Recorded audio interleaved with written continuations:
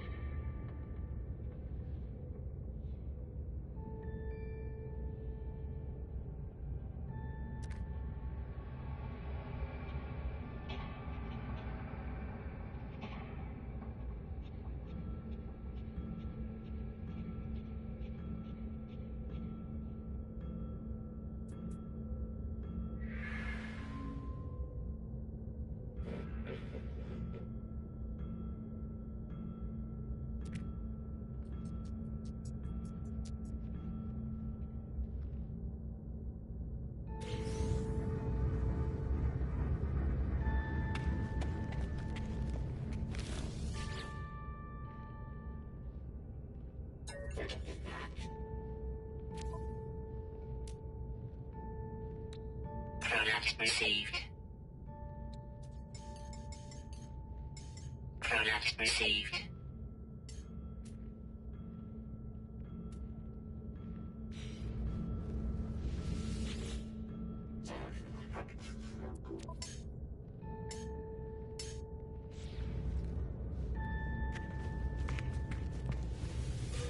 Units received.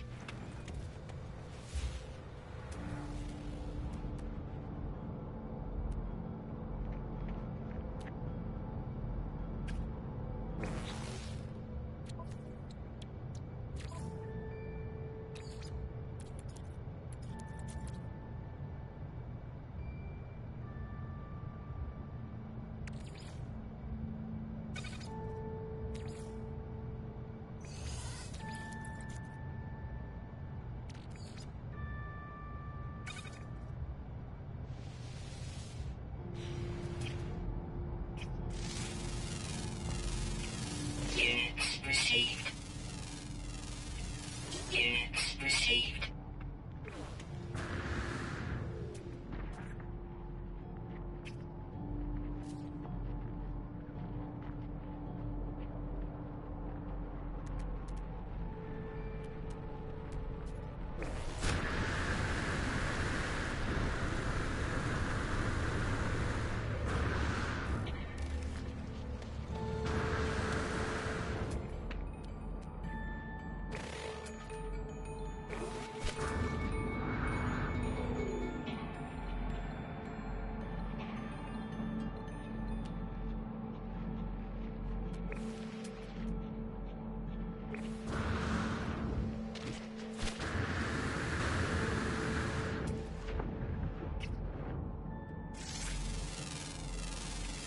Units received.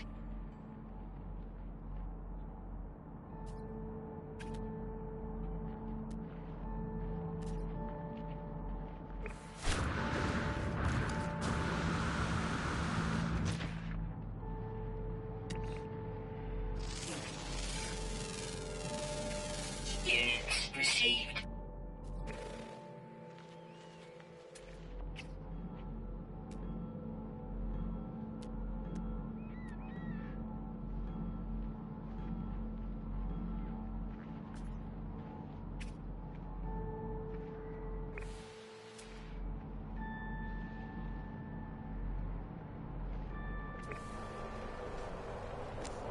I love that. That's awesome.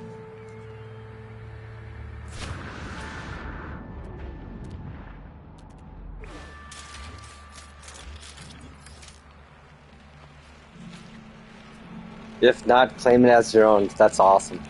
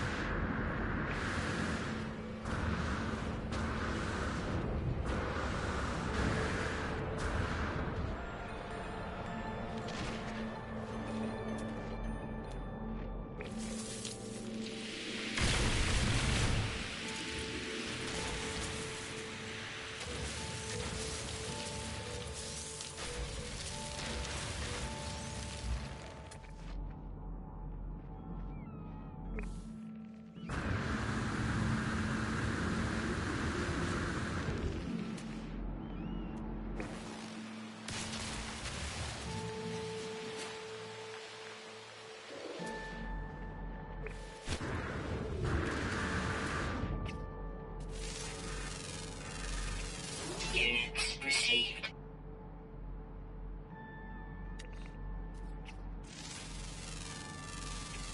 Units received.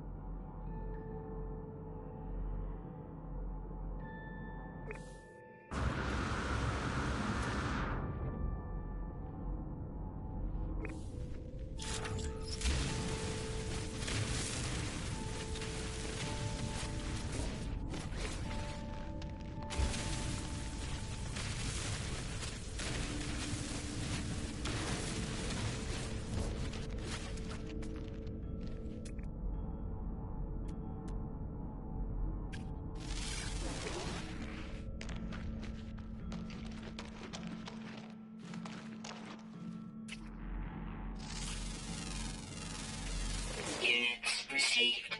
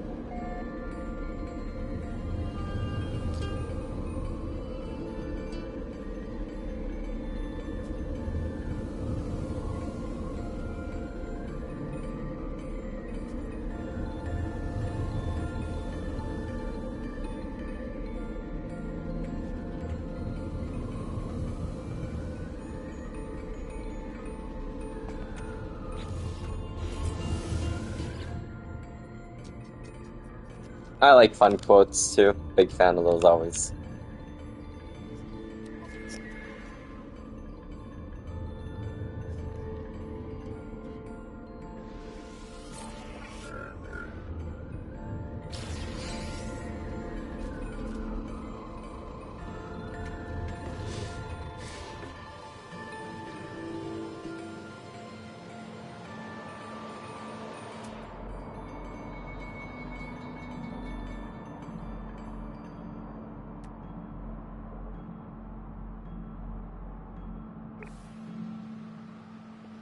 Heck yeah. No, I do the same thing too. I kind of try to like invent quotes in my head, and then think I'm original, and then I look it up and like, oh, never mind. Someone already thought of it. But no, honestly though, I think that's a good thing, a good characteristic and curiosity to have. Honestly, like, 'cause I think honestly, when you try to think of quotes that can summarize, describe in a moment or a little tidbit of knowledge, I think that says a lot about a person, honestly. Anyone that can actually create a quote that's memorable and relevant, to me, that's a sign of high intelligence, honestly. That's just understanding the situation, the usage of words, which is nowadays the art of language is it's a it's a little different these days. There's not a lot of much. There's eloquence is a long lost art in language anymore. Um, it's funny to see the evolution of language. Just take it, Jay and I. You're cool. You're cool stuff, dude. No matter what anyone says, man. And I like your quotes. They're fun. Yeah, I don't got any good quotes. I know the quote I always lived with growing up was, when I got to college, was knowledge is power, spread the power. You know? And it's becoming more and more true and true every day. Like, the future currency of our world might actually be knowledge, quite literally. Like, so, I mean, it's the way things are going. It's funny, it's like we plateaued at the early 2000s for information available on the internet and the access to the information and the validity and accuracy of the information. Feels like now we're just kind of devolving into, like, unfortunately, marketing is what's kind of killing society, honestly, if you think about it. Well, it's not the only thing, but think about it. Everything in this goddamn world is about, you know it, ads. Everywhere, everything is ads. And the way it's like, the world's weird. I just hope we can correct course here then before it's too late. And unfortunately, the course we're on right now is, it's, I don't know, it's such a stupid thing us humans are. At times, like, we're obviously repeating a cycle from 100 years ago, and it was not good. Like, lots of things are just, it's scary.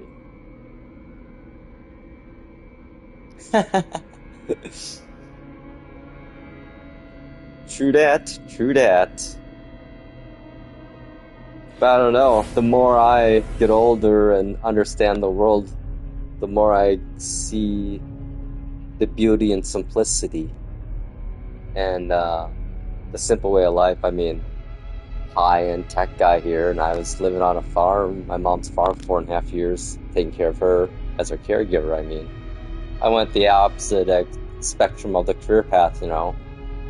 High-level attorneys working for, traveling all over the country, setting up war rooms in freaking fancy $500 to $1,000 night hotels, yeah. To living on a farm with mom and making all the meals, helping her clean in the morning and take her to appointments, entertain her. And yeah, it's funny. I've went through a lot in life, you know, and some days it's simplest things in life. No, they do. They have their culture too and their stories. And respect, hopefully, for, you know, the elders in their society and culture. that's the thing we're losing right now is respect for another generation's what they've gone through. Because every generation wants to one up the other one, and the other generations want to say that no, we're not the worst. Look at these guys. But it's a cycle we all generations go through. You know, I mean, every generation has their cringe, like meh moments. You know, I mean, that's just how it is. That's just humans. You know, we're young and dumb. We need okay. Career people or jobs, companies out there, take a hint from life. People need experience. So freaking hire these young people and give them a chance. You know? It's...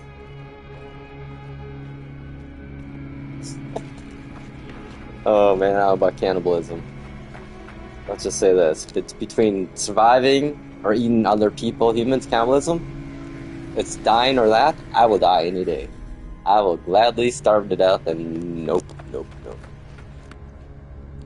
I'm sorry, people that survive a horrible situation by eating other humans. You think you really want to live with that the rest of your life? I don't think I do. I think I'd rather just perish.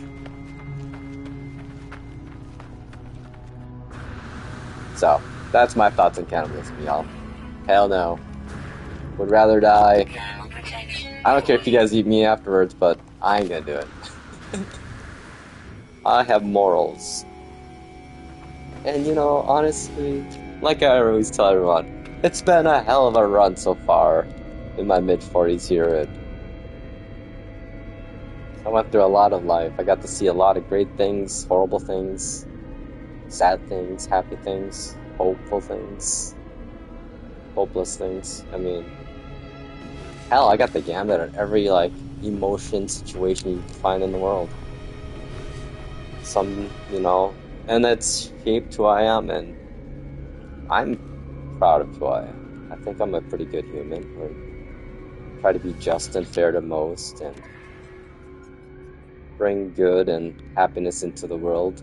Try not to cause anyone pain or...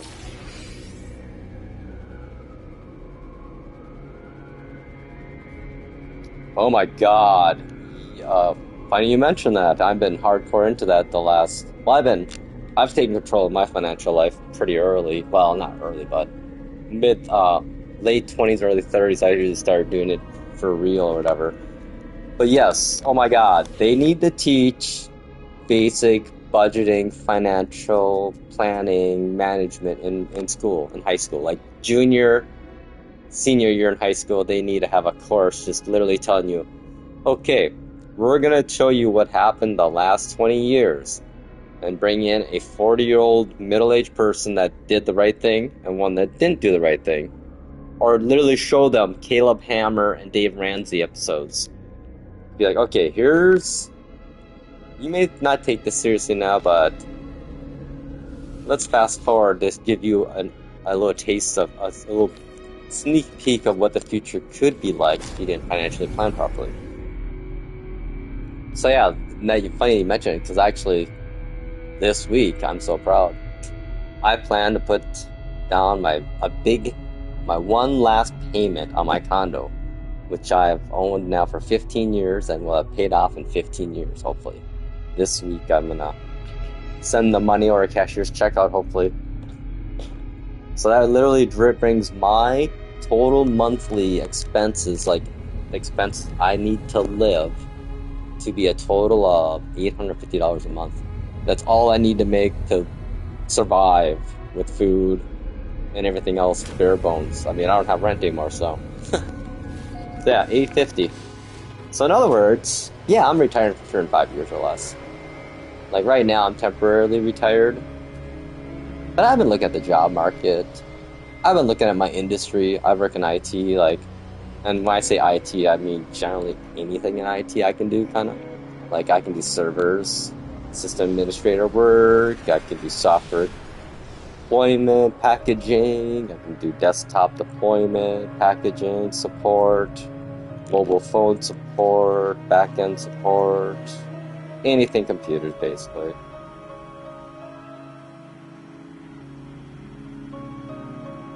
Oh yeah, well, there need to be losers in society, unfortunately, right? I hate to say it, I mean, if you want to go tinfoiling here, the reason why there isn't financial education in the U.S.'s high school system is that the financial industries and the creditors don't want people to actually understand it. If you think about it, the biggest debtors in the world, in the U.S., probably are people in their 18 to 28 year ranges. Oh God, yeah. It's like the logic too that some of the people that are in debt have is just ridiculous. Like, okay, yes, use credit cards to buy everything for the rewards, but you gotta pay off the balance every month, or else you're negating every damn reward you possibly could get. It's pointless then, you know? The moment you have to pay interest on the money, that is the moment you are losing the game. So, I mean, I had credit card debt. It wasn't anything crazy. Like, I think it was total I had was 12,000. And cause I bought a lot of tech stuff in the early 2000s, right as I was in college and coming out of college to kind of get ahead in technology, which honestly, it paid off that bet. That was a rare opportunity and time frame I landed in. But yeah, so I had about 12,000 over 3 credit cards, and I had student loan, but my student loans, I'm old, so my total student loan was 25,000 out of college, 5-year college. How would it be implemented? I think it'd just be like a second. They need to make a life class, like a curriculum called Life, like just general life 101, quite literally, where they teach the very basics of life, like maintaining and cleaning countertops in a kitchen, mopping floors, doing laundry, how to use a dishwasher, how to use a laundry machine, how to iron. You know, throw that in there. Like, they used to have that called home economics or whatever, home ec, or whatever you called it. But then people, you know, we got all woke, quote unquote woke, which, hey, I'm a liberal big time, but this whole overdoing it thing, it's just stupid. But yeah, no, they need literally Life 101. Like, okay, this year in Life 101 course curriculum, we're teaching you the basic philosophies of life, you know, just why do we clean every week or 2 weeks instead of not once a year? It's because if you clean every day or every week, things don't get dirty. It's a lot easier, you know, just basic concepts. I don't think people are being taught by their parents. Not to rip on parents, because I mean, they got crazy lives these days too, but man, the shit that I see on the internet and talk to people about that they don't know how to do is didn't your parents tell you how to do that? Or, I mean, that's like money stuff, you know. That's the problem right now, is that I think there's a lot of parents that are really in debt these days, because when I was growing up, the availability of credit in the 80s and 90s was so gatekeep. Like, you could not get credit cards unless you had crazy collateral and credit limits. I mean, people don't realize that the interest rates now compared to let's say the 80s for home mortgages, oh, that's nothing, honestly. The 80s was 20% or something. Here's the craziest thing about the 80s. Savings interest rates and savings accounts, they were 15, 20% too, almost. So, you know, yin and yang. But just think about that. If you had the assets, if you were rich in the 80s, you could literally throw your savings and live off the freaking interest in those days. Like $100,000, you could make 20,000 compounded interest in just a very safe money market account. Oh my god! You took 100,000 at 20. Oh man, that'd be crazy. You'd have that 100,000 be over $1 million these days. Oh, probably $5 million these days. Yeah, it's crazy. They need to teach that stuff. But then again, they don't. That's the problem too with our school system right now. It's the American school system, from what I've seen. I can't say direct hand anymore, because I don't go to school and not a teacher and don't have kids myself, but all my friends do. And man, it just seems like you're trying to meet this number. It's not an actual skill set you're teaching people in life lessons, but hey, you gotta get this 70% or higher or else we don't get funding. And I'm sorry, what the fuck is up with school boards? Like, these aren't even educators making decisions about education. Fuck them. Seriously. Like, if you're trying to purposely dumb down society, good. The tinfoil conspiracy theory of movement, wow, you guys are doing a great job. Because Idiocracy is literally becoming a documentary at this point. Like, it is a Futurama, I don't know what you call it, it'd be like, it was like prophecy. Self-fulfilling, perhaps? Possibly. But yeah, it's, yeah, I hate to say it, kids, these days. Oh god, yeah, it's just like the US, too. Well, the worst thing is, Jesus, man, are they trying to really set everyone up for failure? Online gambling, dudes? Like, literally, you can gamble right on your phone. You can literally lose $1,500 with a, like that, literally, like that. There you go. On a parlay, or I don't even know how it works. Honestly, I don't have any interest of gambling, ever, of any type. My friends we go to a cabin every summer, and then during the time we go to the casino, and I just go there, and I'm like, I'm fucking bored. I'm sorry, I'm just gonna sit here and get a coffee. You know what I'm gonna do actually this time? I'm just gonna bring my Vita, or I'm gonna bring my iPad mini and just sit at the bar and just watch TV. I'm not even gonna spend my $20 on the tables. I thought about learning how to play craps and actually try, but then I'm like, nah, I like my money. I like not having to work. One way I don't have to work is by not gambling my money away. At the worst, though, I think, is the sports betting. That's just, oh man. Like, all the the worst part is that ads. Yeah, it is. Gambling's a con. Come on, dude. Yeah, it is. It's a total fucking con. It's preying on people with compulsive disorders that think that they're smarter than everyone else. The odds are against you everywhere. Nowadays, especially in Vegas. It used to be 3-2 payouts, now it's 6-5, which is significantly less if you're actually like a real, I guess, blackjack player from what I've heard. I'm not a gambler again, but my advice to people, stay the hell away from every types of gambling. And day trading, you're not smarter than the market. And just go on Wall Street Bets to prove my point. See the lost point on there, man. Yeah, it's sad to see. I just hope the people posting that stuff that show the 100,000 losses have millions, hopefully, and just are being trolls.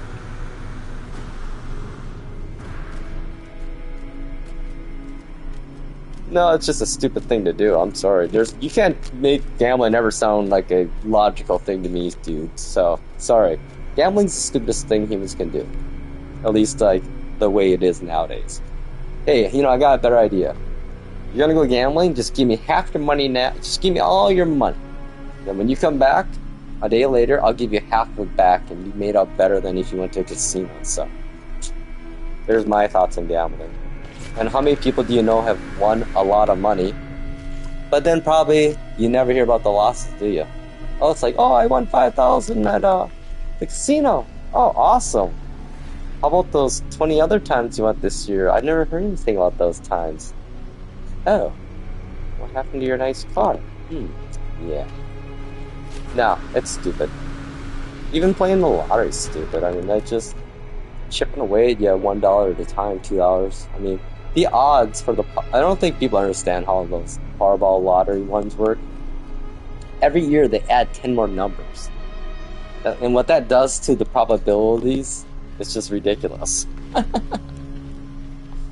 Like, yeah. And the sad thing is about lottery stuff is that it's always the rural communities that are just suckered into that stuff.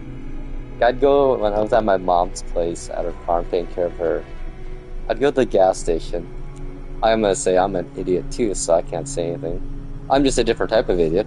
I'd go buy my cigarettes and see someone buying like $50 of like scratch offs, and I'm looking at them like, you don't got $50 to throw on scratch offs. Oh yeah, no, that's risk reward, baby. It's all genetically coded. It's a complex coding of networks we have, our emotions and survival instincts and evolution, I guess, and situational. We're complex. It's fun. Humans are crazy. It's funny how some of us can be very self-aware while others of us are unaware completely. You know, it's just the variance between one human to another, and how much different or similar they can be at the same time is, I think, the most intriguing thing about us. And how we can be such logical beings in moments, but then, oh, that's cool always. And then at other times, they're just complete idiots. Like, the smartest people, all of a sudden one thing happens, emotions get involved, and they become just a total illogical moron. It's like, yeah. No, I love us humans. I like to, criticize us, but I love the good things. Human, I mean, self-sacrifice, my God. That is just a beautiful thing. I mean...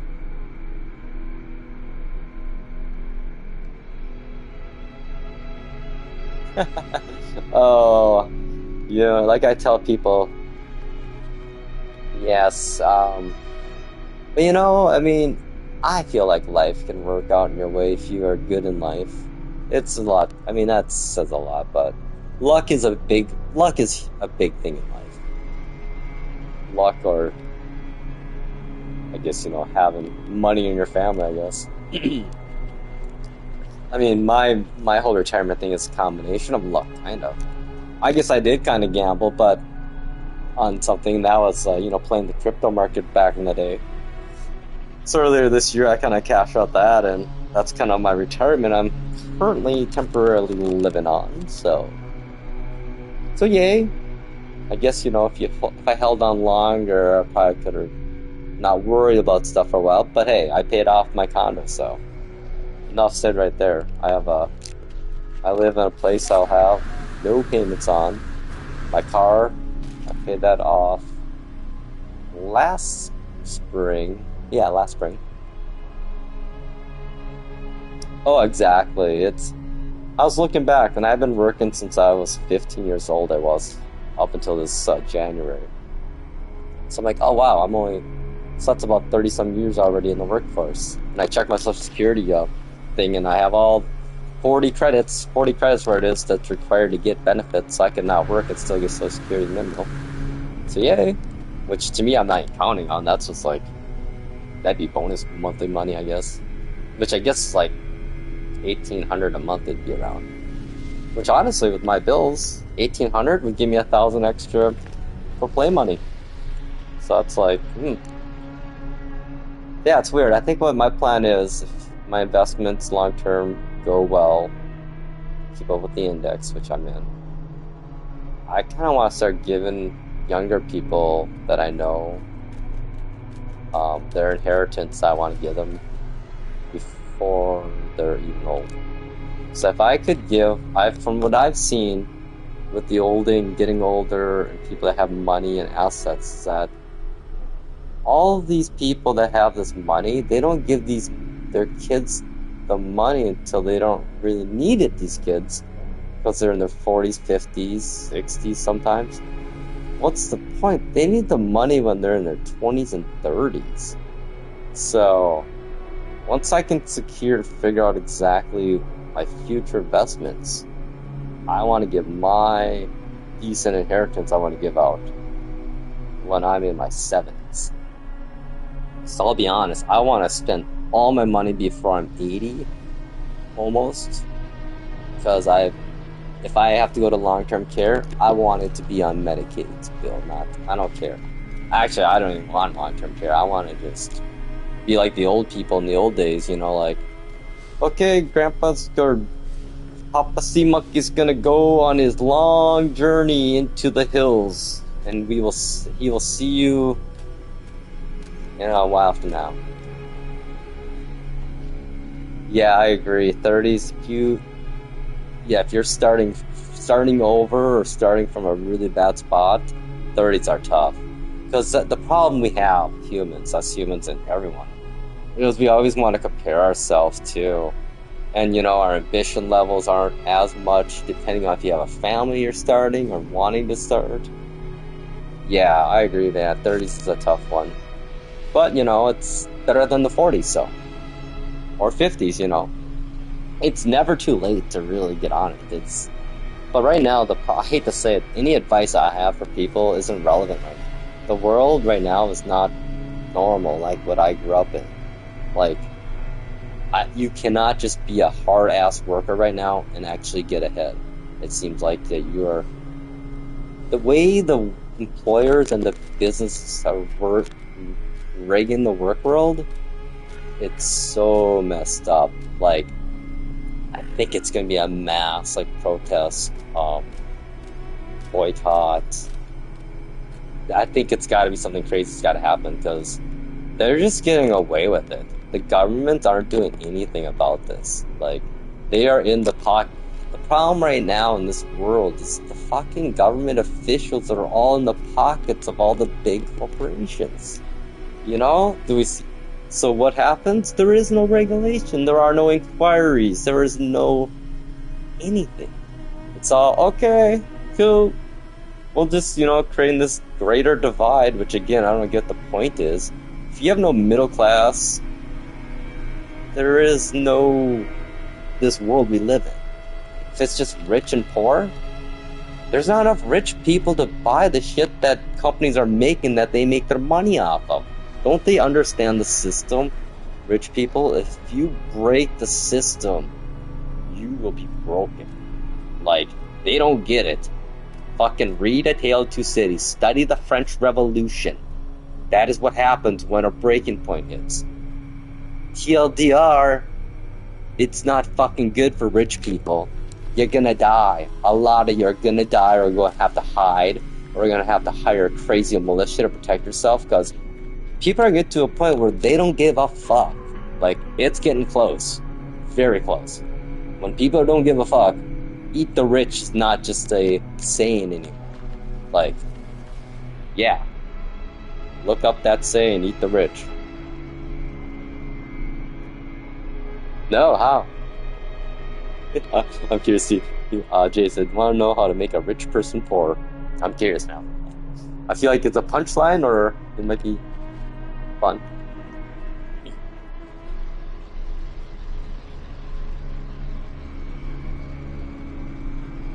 Well, you can make a rich person poor. In fact, there's no market anymore. I mean, if things devolve into become our own private equity, all of us. How about all of us poors become our own private equity companies and start pulling our money and buying markets out, rigging the market ourselves? Here's the thing. I've been following crypto forever, since 2014, 15. It is ridiculous right now the way that if you have money in crypto now, you can just fucking make money. You can print. You can just. You don't even gotta do it risky either, really. Let's just say we had 100,000 just for fun. We could buy one Bitcoin. And this is just secondary for fun money because, we're rich. We're play this scenario. So what do? You put it on an exchange. You buy one Bitcoin at, let's say we got in on Bitcoin at, to make it easy, 50,000, which would have been, here's the kicker, 2023, late 2023. You could buy Bitcoin at 19,000 in late 2022, early 2023. Less than 3 years ago. And it's at 120 now almost. So yeah, you're a rich person, you did that. You set a sell order for, let's say, 75,000. You know what's gonna happen. That's true. But don't be stupid and naive and think you can't make money on it still. I have friends that said that, and I'm like, okay, who's retired almost now and who isn't? Yeah, the guy that bought into the Ponzi scheme, quote unquote. That's a thing. If you look into it and think about it, have you thought about how money really works, dude? Everything's a fucking Ponzi scheme. Everything's fake. Really, our money is not backed by gold anymore. That was thrown out the books in what was that, the 70s? We threw out the gold backing in America. Hell, do you know the last time they done an actual physical audit of the gold reserves at Fort Knox was since the 1960s? Look into that one. So, yeah, I mean, we can play the whole currency game. Nonetheless, what I'm just saying is, it's a great way for really rich people to really make fucking easy money. All you do is just sell at a certain amount and rebuy lower, and keep doing that, because it's a thing. Right now, we're doing this, what they call the crab wobble, where it goes up and down. It doesn't go significantly up or significantly down, but if you're making gains of 5,000 a week, that's pretty goddamn good. And that's just playing the high and low medium right now between 101,000, 105,000, and 118,000. If you put a sell like limit order on 118,000, boom. Then put a buy after you sell. This is again assuming you have the assets and are thinking about the tax implications. A hobby? No, it's just a different store of value. It's like fucking gold is, you think about it. What is gold? Just a shiny piece of mineral that's hard to find. Here's the thing that Bitcoin has over everything else. It has a limited reserve. There's no inflation. It's deflationary. You can't just print Bitcoin. It's a scheduled release for a certain amount in every halving cycle, every 4 years around. And it halves is when you get the nice surge up again, the bull run up and down.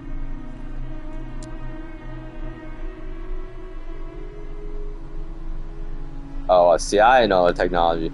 Yes, everyone, like, back in the day, it was all about the technology, and I understood the technology. It was a great accounting system, a ticketing system. It's actually being utilized by the maintenance systems already, the blockchain.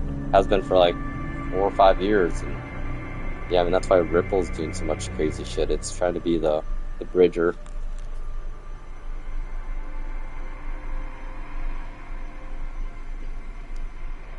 But, I mean, I don't know, it's just a different form of currency. It's not really, that's the thing about crypto. There's really no, there's transactional coins and everything, but this is like, when you think about it, every generation has a format war back in the day. Who's going to win the VHS Betamax, format? Or it's like anything in life. Anything has value if someone thinks it has value. It doesn't matter if it really does. I guess that is, the thing is,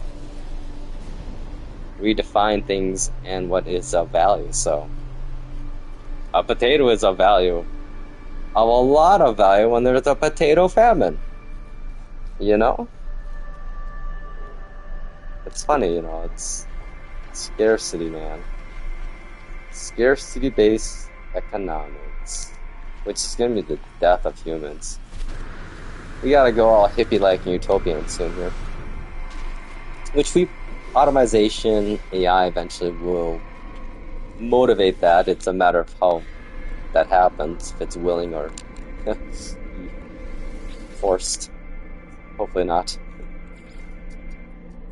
Yeah, I don't know. I was freaking out thinking about the AI and its timelines, but you know what? I over-exaggerated. I was thinking about it. I over-planned, thinking that we could see this happen in 2 to 5 years, which I don't think we do have it.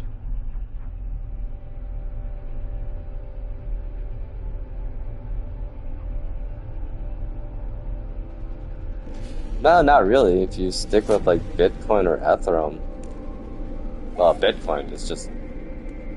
Here's my advice, not financial advice. Here's what I would do. Let's just say it that way.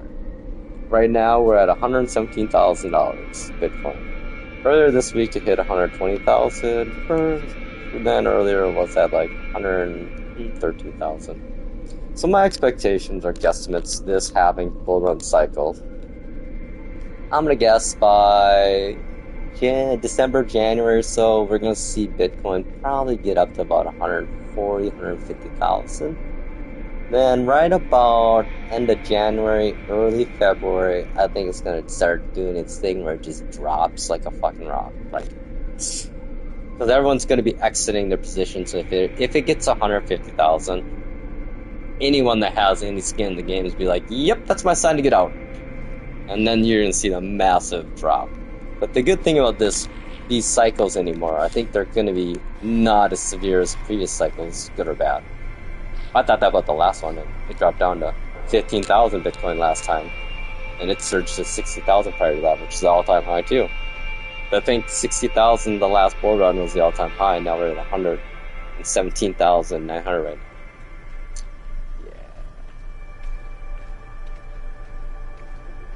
Dude, are you paying attention, man? What I just said? It's $117,000 right now, man. I don't care. We're not gonna argue because you don't understand and you don't see. I get it. It's fair enough. You're one of those types that's gonna be like, how do you retire at before you're 50?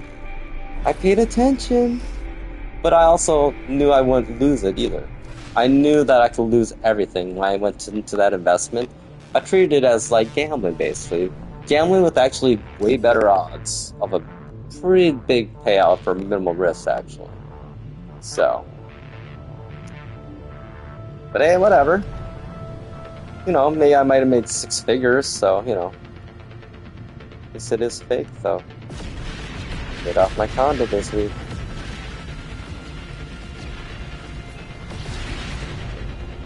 Because, yeah, I wasn't making crap at all. Well, I made the okay money.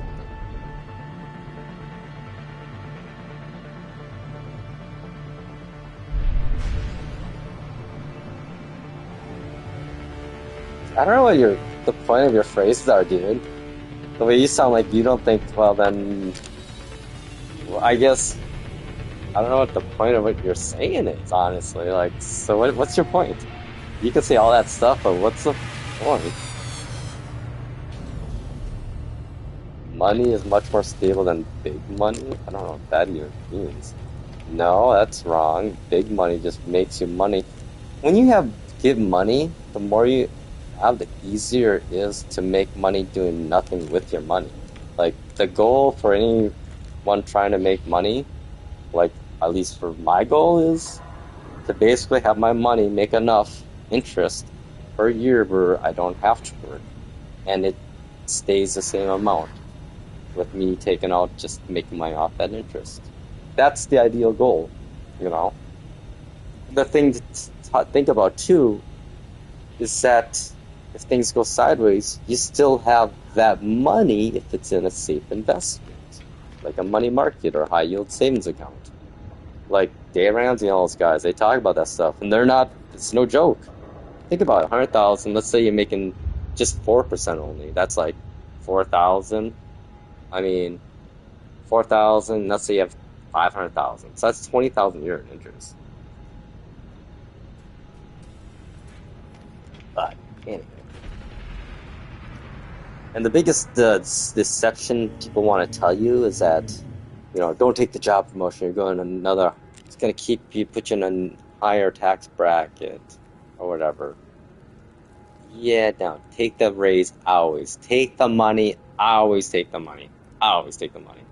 Take the gains. Pay the capital interest.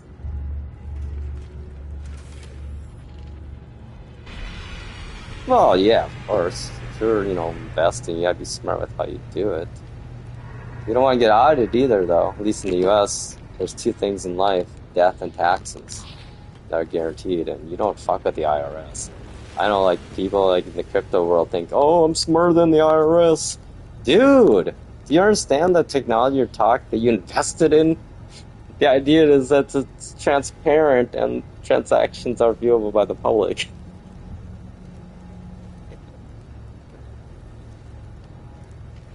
$100 million in the bank? Yeah, if it's in liquid assets. You're talking about liquidity versus long-term investments. When I'm talking investments, I'm talking about cash. Like, I could go to a bank and literally get that money within a week or less. And oh, I'm not in the U.S. I'm in the U.S. I don't know what that is even. Well, that sucks for you guys, I guess. So, yep, I guess I don't have to worry about that either. I don't have nothing close to crazy good money like that. I'm just looking to try to retire early, and off my tiny monthly budget I have of, I mean, I only need 20,000 a year to retire off of with my expenses, so that's the thing too. I don't live a luxury life. Like, what did I have for dinner yesterday? I had ramen noodles, man. But my condo's paid for, my car's paid for. They're pretty decent, nothing's fantastic.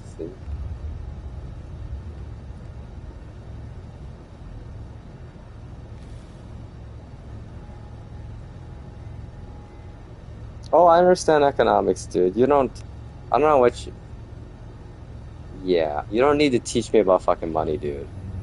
Who's the one retired right now? I'm okay with I understand how it all works, dude. My parents actually sat down and had taught me how to budget when I was 15 years old, had a checking account when I was 14. Learned my lessons early with credit cards, thank God, with us only a couple thousand. Yep. Nope, I'm gonna retire. Well, no matter what, I'll retire. I want to retire early just because I feel like, I don't know. I don't want to die early.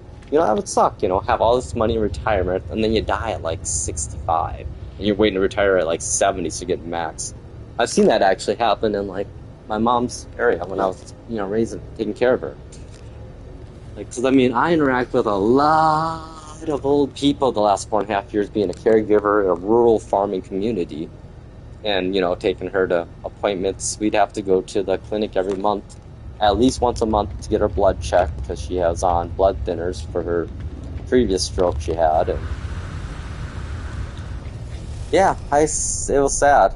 Like, I knew 2 or 3 older gentlemen that literally died like a year to 2 years before they were going to retire. It's really sad because they were hard workers. And then again, there's a lot of older people in that community too that never wanted to retire ever. Well, they didn't. It's a different generation. They're part of the silent generation before the boomers, really, and work was their identity. So, that's totally cool. They're a hard-ass working generation, though. They built the foundation for everything we have these days, I don't think people realize how much shit got done in the early 1900s. Oh, why, dude? Come on, you know all this stuff about money, why don't you plan? It's not unrealistic. If you're in 30s, and let's say you're going to try to retire by 65, that's 35 years of compounding interest that you can invest safely into something. I don't know. I don't personally enjoy working that much. I'd rather play No Man's Sky. Or hang out with my friends and kids. But the biggest thing to all of this is that not creating an unsustainable or lavish lifestyle. Like I said, I don't have a single streaming service I pay for. Like, I don't pay for Netflix. Hey man, that's not my problem to worry about. Find some hobbies, I don't know. Volunteer. Get a job doing whatever you want and getting paid a little bit on the side. I don't know, it's your life, dude. What do you enjoy in life, I guess? That's the biggest question, is you gotta figure out about... People need to figure out what they really want in life. Do you want a lot of money? Do you want to travel? Cool, do it.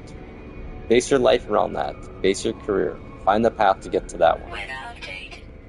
What I see, my biggest issue I see these days, all the people that wanted to have these grand notions and ideas to do stuff, but they never do it. And then they get frustrated saying, the woe is me, the world is against me, I never get to do these things, everyone else is having fun. It's like, dudes, accountability, yo. Accountability. That's the problem in the world right now. The lack of accountability. Oh, it's because the systems are rigged. Yes, the world sucks right now. It does. It totally does. But let's be real here. Oh, see? There you go. That's not bad. 30 years? That's a hell of a retirement, man. But that's sad, man. I hope you do. Hope it's not a health problem.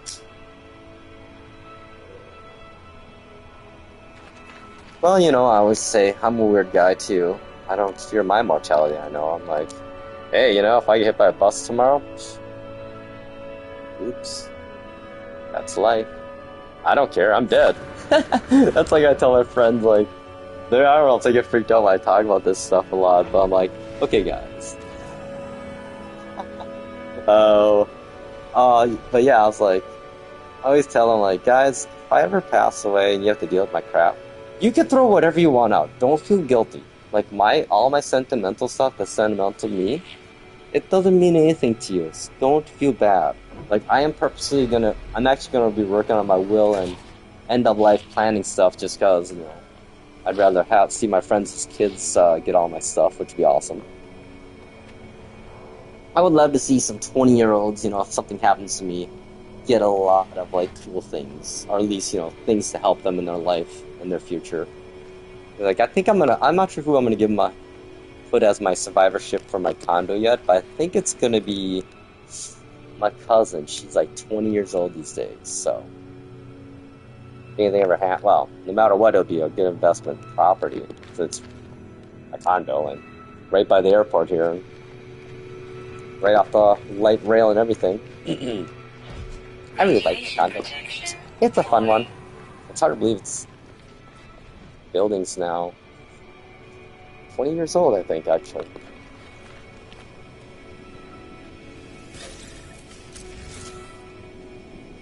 But yeah, who knows? I mean, this world could be... Oh yeah, property is always a strong one. I mean, that's like my parents. The reason why I was able to do what I was able to do is that my mom was able to pay me to be her caregiver, and so it was like the best of both worlds. I didn't go in debt taking care of my mom with dementia, and she didn't have to ever leave the farm, ever, except for like the stay we had at the nursing home because she broke her hip. But I was there with her 24/7, so could have been worse, you know. But no, my dad literally he was a farmer. We had like 600 acres of farmland. He bought that farmland when he was younger. You're gonna get this. 50 cents an acre. Yeah, that farmland these days is worth about $5,000 to $6,000 an acre. So they had some money put away to pay for all the stuff that happened. Yeah. So my parents taught me the value of long-term investments and property investments, and hard work. I mean, farmers. The thing is though, like, the land never became worth anything until the last 20 years. So us growing up, it was nothing. We had all this land, we farmed it, baled hay, picked rocks, put corn and wheat on there for the cattle. We had beef cattle, so I got to see the calves in the spring and help separate the steers for the slaughtering, going to the slaughter bins. And yeah, no, land is sketchy. Like, personally, my thoughts are, if you have any farmland that you rent out, I think now would be the time to actually sell it, because I don't see land getting more valuable for farmland, at least. So right now, the amount of money they're willing to pay for farmland, I don't know how farmers are making a profit, honestly. It's like they're paying anywhere from $5,000 to $10,000 an acre of good farmland, which is ridiculous. Now think if you had 1,000 acres, like, people don't really, like I was saying in my earlier ones, talking about this stuff, my mom's area is full of millionaires, like old 70-year-old, 80-year-old millionaires that are driving the nicest trucks ever and then wearing the shittiest clothes ever. I love it. Oh yeah, definitely. Land's a good investment if it's usable, location, you know, and the overhead costs aren't too much. Like, 'cause, you know, when my mom passed, I basically sold my sister my half of the farm for, actually, what I owed on my condo. So she got a really good deal because I didn't owe that much on my condo. But she didn't have a property or anything, or a house. She was renting always, and financially not as smart with saving her money either. So I figured I don't want to deal with the farm maintenance or any of that crap, because I know I lived it the last 4.5 years, and the reason why I own a condo. I don't want to do lawn. I don't want to shovel snow, blow snow, deal with a roof that gets destroyed in a storm, or deal with a shed that gets torn down, or a tree that fell on an electrical line, or electrical pole that's starting to lean. Like, people don't realize the cost of home ownership. Thank God my mom and dad had savings. Because we dropped like $15,000 on the farm the first year and a half I was there, on just stuff that needed to be fixed and upkeep or whatever. And if I didn't have that, mom didn't have the money, I don't know what we would have done, honestly, you know. But thankfully, you know, they were smart, saved their money. They weren't smart enough, though. They should have been putting their money in high-yield savings, and oh my God. They literally could have had millions in the bank if they would have. They had it in a local savings account that was making 0.01% interest. Like, I made more interest on a little bit that I got from them the first 6 months I've had my high-yield savings account than they did the last 4 years, which is fucking criminal of the bank not to promote and tell them they should do this, or banks even do that by default. Like, yeah. Like, mom could have paid me my salary probably from interest they could have made the first 5 years of having that money when they did. But, oh well. Bills got to get paid, so that was nice. You know, mom and dad were very responsible, so when all the things end of life stuff happened, there was zero probate, no bills, no one owed anybody anything. And mom taught me the paperwork stuff, so before the end of life stuff was even close to happening, I was helping them with situating the land with survivorship rights and accounts with payable upon death and survivorship rights on those. And yeah, and then I basically managed all the accounts for the last 5 years too, and good times, man. I learned a lot about Social Security, Medicare, Medicaid. Like, way more than a lot of people my age, I think, know. Probably most people my age, except all their fellow caregivers, you know, they understand the shit that we went through. Yeah, that's the problem you guys have, UK. You guys are, and you're old too.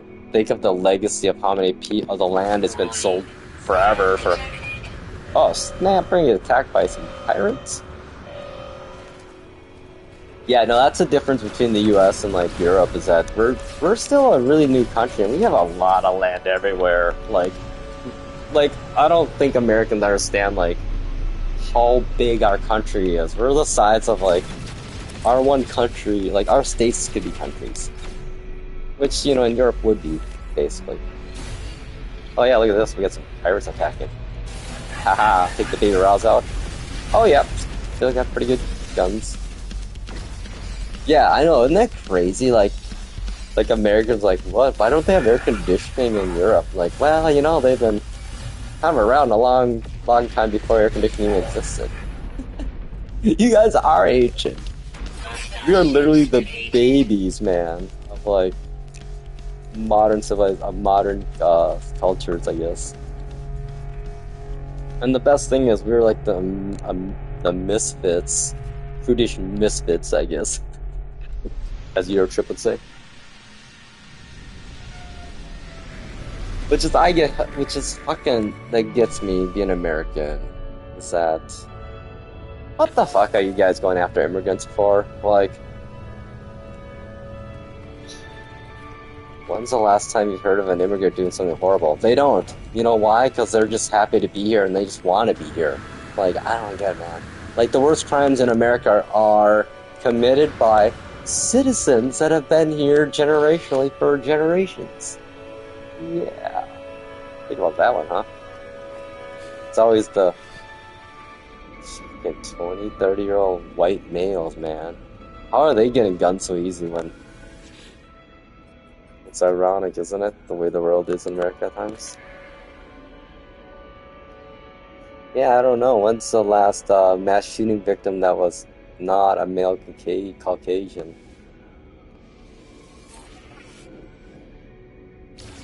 Oh, see, I get why you're saying that stuff about money now. It makes more sense, dude. My bad. Yeah, that's a whole different world. I have no idea how that works. You guys are pretty messed up too, so. But we're not historically as bad, I guess, as you guys are.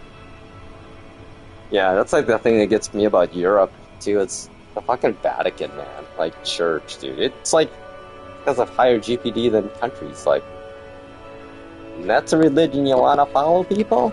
Really? Oh god, religion, man.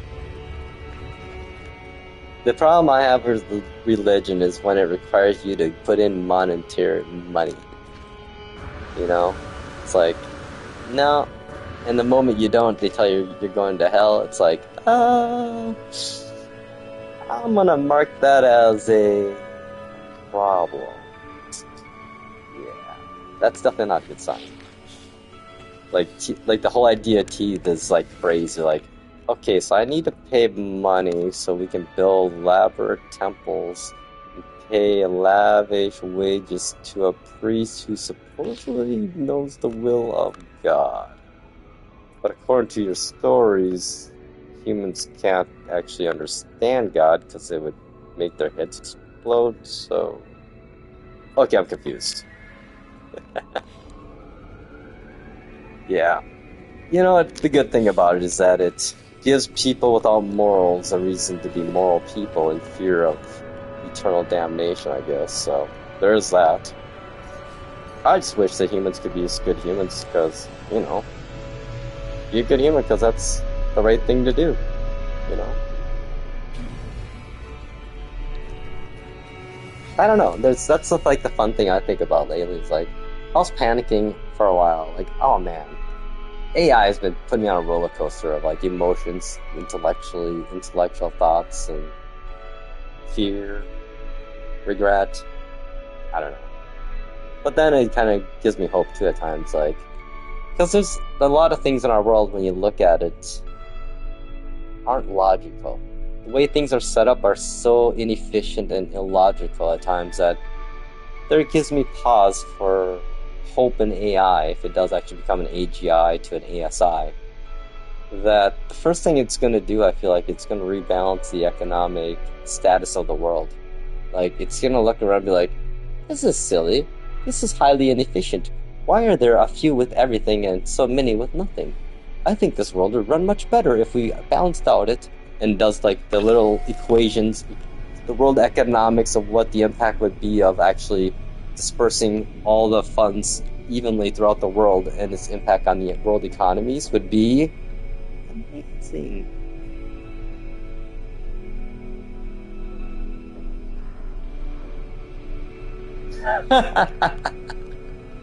I'm not a I used to like Musk before he turned into back about 10 years ago before he went crazy. I think what happened to Musk, honestly, I feel like he got into AI chatbots too early and is a very manipulative type of personality that is easily fucked or easily addicted to that. Like, I was messing around with AI chatbots, Gemma 3, for like, I don't know, was it 5 months ago? I was doing it for like a whole week straight there, and I was literally after a week, took a step back. I'm like, oh jeez, nope, no more of this. This is bad. I could see how people are addicted to these chatbots. Seriously. Oh yeah, the money did totally. He became the world's richest man. He's like, that went to his head to say the least. Like crazy that way. But actually, that's a good idea. I need to refill coffee. I'm sorry, guys, but this wasn't as chill my talking was. I kind of went off of tangent money and crypto and everything else, but you know what? We gotta talk about these things, you know? My big thing these days, I notice, like, everyone's talking about too, of course, because my algorithm's all about finances and people making bad decisions. It's funny, like, I swear to God, that's the new thing, like, back in the old days, it was watching hoarders, us people that had messy homes, thinking, oh, I feel so much better now. My home looks so much better than that. Nowadays, I swear to God, it's like when you don't make good financial decisions or kind of feeling like, I wish mine were better. What you do is you put on some Caleb Hammer or Dave Ramsey and you feel so much better. You're like, wow, I actually understand what I'm doing at least. I'm just not making as fast of progress. But, oh yeah, copy.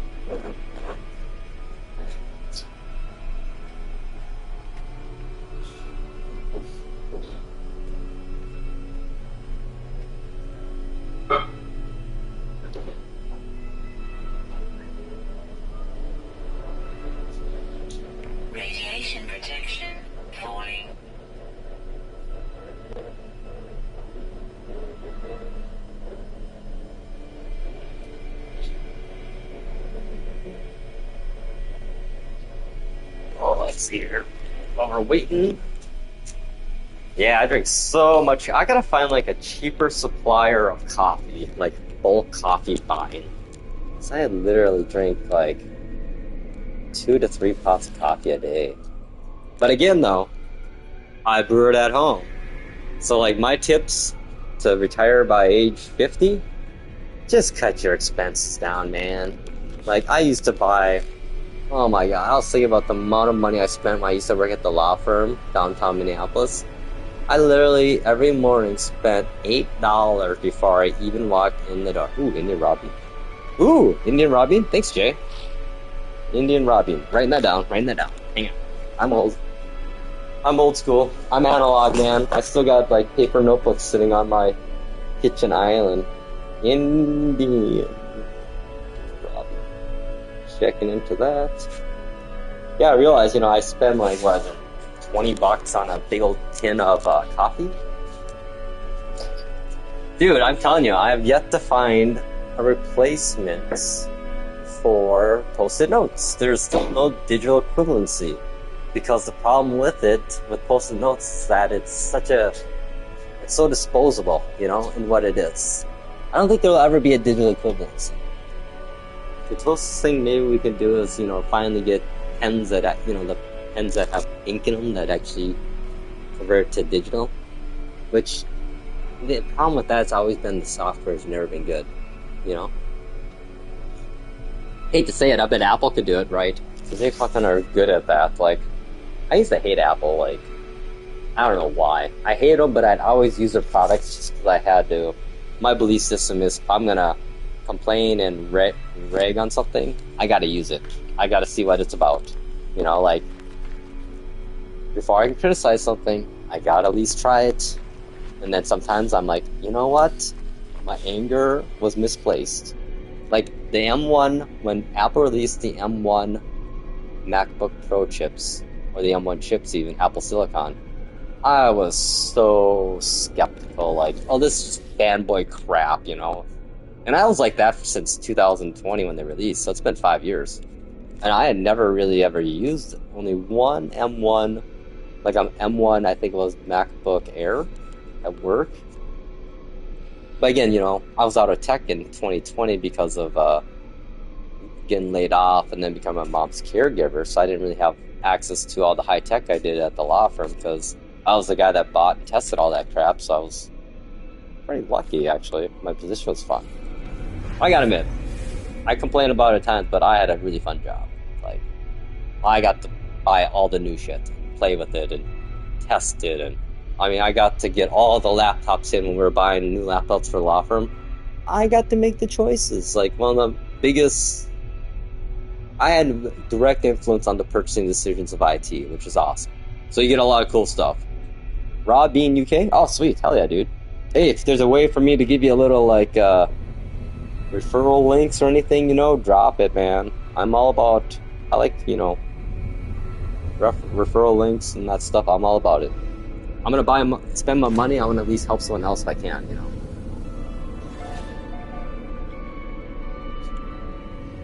But anywho, so yeah, good times. Good times. Oh, and this one here's up to S Class 2 now. I didn't realize that. Let's see here. Decision. Ooh.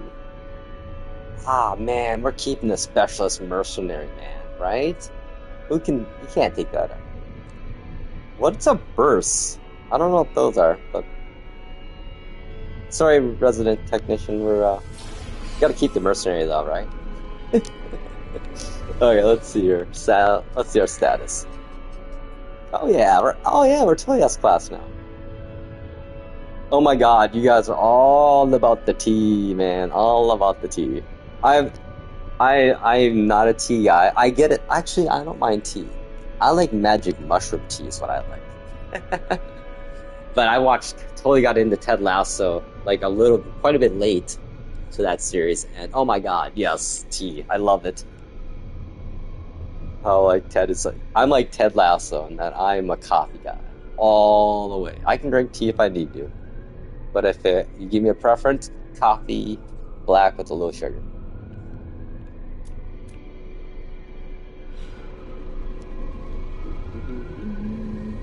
Okay, cool.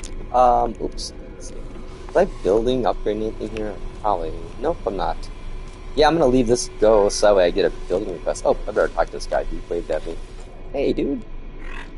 It's funny when they wave at me, I gotta like stop and talk to them. Even though I just looked at their stats. And I wish this would translate because I have all the every word. Yorkshire tea, huh? Okay.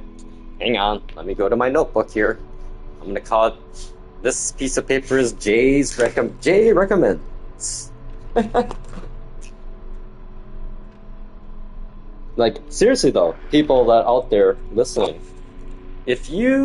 I would highly recommend getting a notepad and pen and paper and literally write down your tasks and thoughts on it for a week.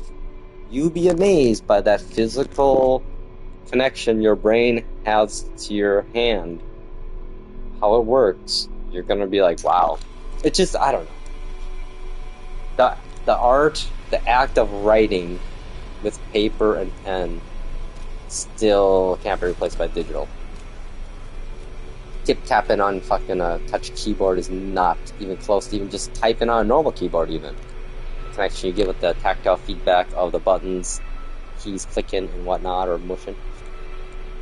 I don't know, I feel like when you, and then like, I don't know, sit in your couch sometime and just get like a drawing app for your iPad or Android tablet and just doodle. Like let your mind wander, just start being like a kid, and sketching stuff. It's very relaxing, and it actually, if you're in a creative like block, it will help you get past your block and maybe think about something else, or I don't know.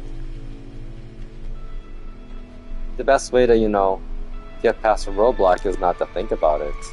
Next thing you know, you're just talking about something else, and connections in your brain will start connecting, and all of a sudden you have a whole new way to go about it.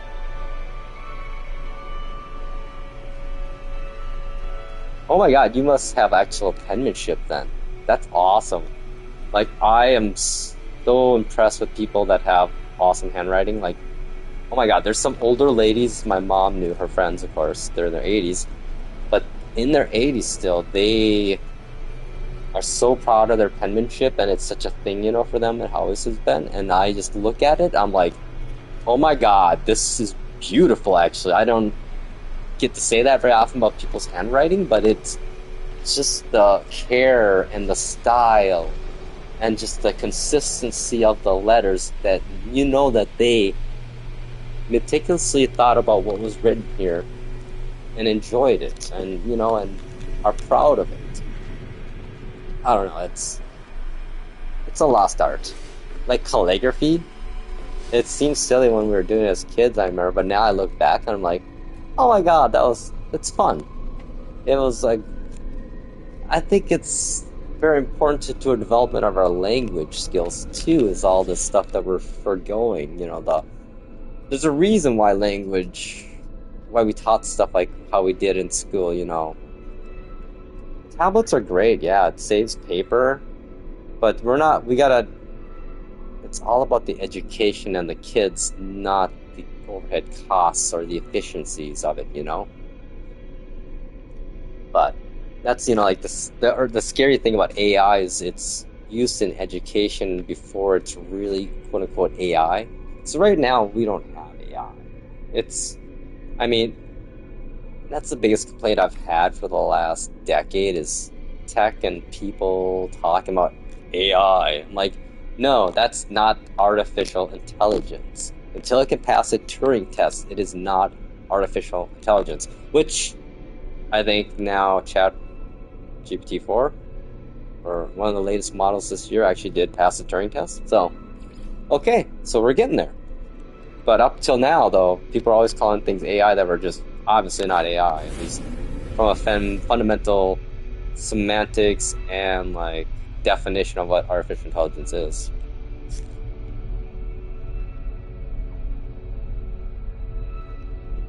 Oh my god, left-handed too? I am majorly impressed if you've got good handwriting too. Well, obviously you must have it. Only people that are proud of their handwriting are people that are good at it, so. And left-handed, my cousin was left-handed, and his handwriting looked like a 4-year-old's. when he was like in 5th grade. It was horrible. But thank goodness he's a good communicator. Uh, and can type pretty decently, I think, too. Really good kid, but really good guy, though. Him and I were like best friends growing up. That was awesome to have a really close first cousin. Like, he would come to the city. He lived in the cities, and I lived in the country. So he would get excited to come up for a week to the farm and hang out with me. And then I would equally get as excited going to the city to hang out with him.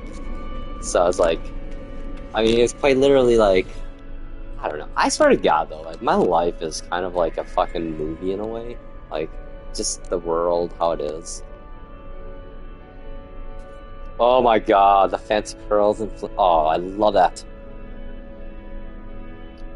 Oh, I hope you have some of her writings still. That's one thing I wished I realized when I was going through all this stuff, you know, on my mom after she passed here, and having both parents gone now. It's like little things like that. Like, I'm glad I kept a lot of cards, because it's the hardest part for me with my mom and dementia was not.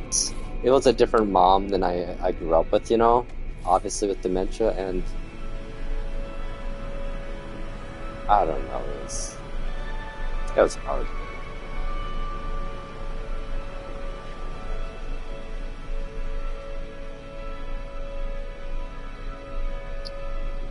Sorry, guys. Kind of crying a bit here.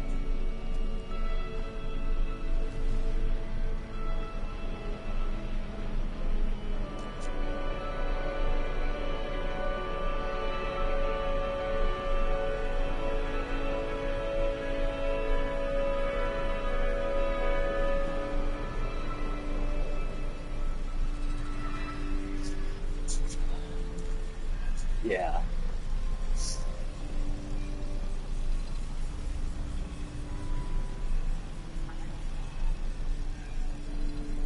Man.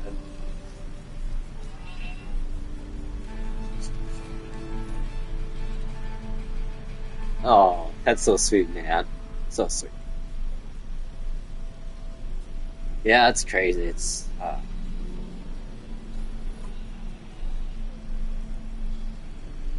like, oh, trying to not. Uh, that's one thing, you know, I've Weather learned warning. is that Incoming storm. I'm never ashamed to cry anymore these days. And, it's weird. Like, if you know caregivers in your life, give them a big hug. It's so, like,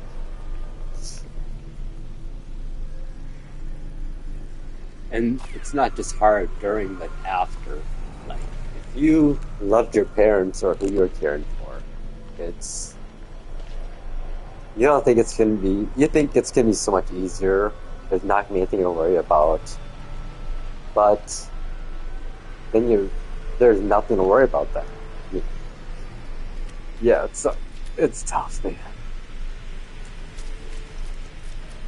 But you know, like I said before, I would do it every time. If I had to live this life on repeat till loop, I would still Ground do it. protection falling. I would do it anything.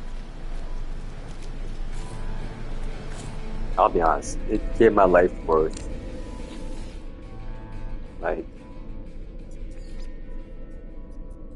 I feel like I can enjoy life now and not feel guilty about it. Like, if I would have. Here's the thing, you know. The parents that were responsible and saved all their money, they didn't want us kids to ever put them in places that they saved their money for, like my mom and dad. They told us kids to never take care of them, put them in a nursing home and live your lives. Because my mom, she took care of her parents, but had to put them in a nursing home because she had just adopted 2 Koreans and was a farm wife on a beef farm, so she's constantly busy and active in all the community stuff. But every weekend we went and visited Grandma and Grandpa at the nursing home for 7 years, every weekend almost. I could see the pain in my mom's eyes every time we went there, because she would have rather had taken care of them, but it would have been just too much for her, 2 kids, farm, everything, it's like. But I found out later on in life after my dad had passed, even I didn't even know this until he passed. He literally took care of his father from when he was about 20 years old till he was 40. My grandpa had gotten injured severely back in the day farming, and this is back when you would farm with horses. He had a draft horses, and a plow, and they somehow got spooked and somehow ended up trampling him and broke his back, and he was basically, I guess, on disability the rest of his life. He couldn't hardly walk even, I guess. So my dad ended up being his caregiver for him almost until they got married, and then he got kind of bad at the point where they had to go to a nursing home, and then he passed the year after that. So yeah, it's like I didn't realize this stuff even until after, I took up the torch, I guess you could say. My sister and I did, and took care of mom. My dad was taking care of my mom, and I didn't realize how hard it was, like, for him. And now I felt bad, like, the first year. It's my dad. You were dealing with this, and you had health problems too. It seemed like you wouldn't tell us about it. But no, like I said, yeah, we could have put her in memory care. She had plenty of money for that. But I know what those places are like. They're not somewhere you want to put a loved one. If you can not risk your whole future by doing it, do it. And you get along and love your parent, do it if you can. Or if I did it, man, because I would not sleep at night. I would have felt guilty my whole life knowing that I sat in my nice condo while my mom sat in a nursing home, and I could have just given up a little of my life to give back what she gave us, So that's just, maybe that's actually a little bit, that's kind of selfish too, because I didn't want to feel the guilt. But you know what, it worked out well for all of us, I think. I'm a changed person because of it, that's for damn sure. Like, I thought for sure I'd be like, mom, after mom passed, I'm like, I bet I'll be fine in a month or two, and no, it just hits you in waves, man. It's like crazy, like, something will happen, I'll just be like, something will remind me of mom and our routine, and it'll just trigger the floodgates, and I'll just have to, it's weird, like, my emotions and awareness of others and their needs, such a jacked state still right now. Like, when you become a caregiver, the biggest problem you have is the hyper awareness of everyone's emotional, physical state at times. You're always on edge, trying to determine if something's changed with, the one you're caring for. Is something off or not, or being prepared for something to be off. I figured out what it is. Your body's in constant crisis management mode, even if there isn't a crisis. And that's where the burnout comes from. Is that your body can never let its guard down. What's funny thing is, I realized that my previous career actually prepared me for this. I was on call 24/7 for a bunch of fucking high-powered, high-level attorneys at trials worth hundreds of millions, maybe billions of dollars, and if their technology laptops failed them, it could cost us millions, and that was my job. And I took it seriously and had pride in my work, and that stress of that, I think was, I don't know, it's a different stress than being a caregiver 24/7, so. But it prepared me, so that's one thing about me I realized. One advice I have to people that maybe haven't done it yet: just fake it till you make it. Seriously, be reasonable at what you're doing. If you're new to something, don't be afraid of trying. Don't be afraid of ever failing. In my opinion.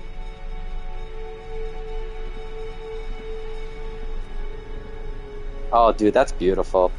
Yeah, that's actually my motto these days. My outlook on life is I live my life a life that my mom and dad would be proud of me for living.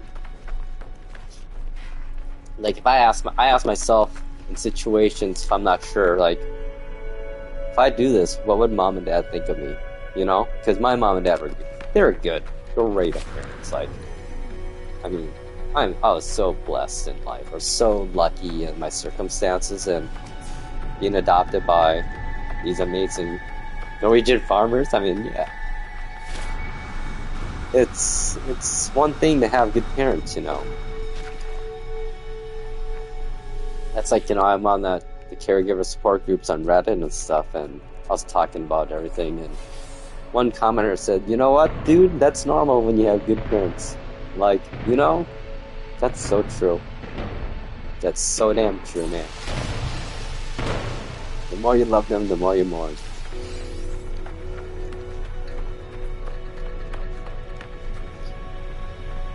So yeah, life, humans.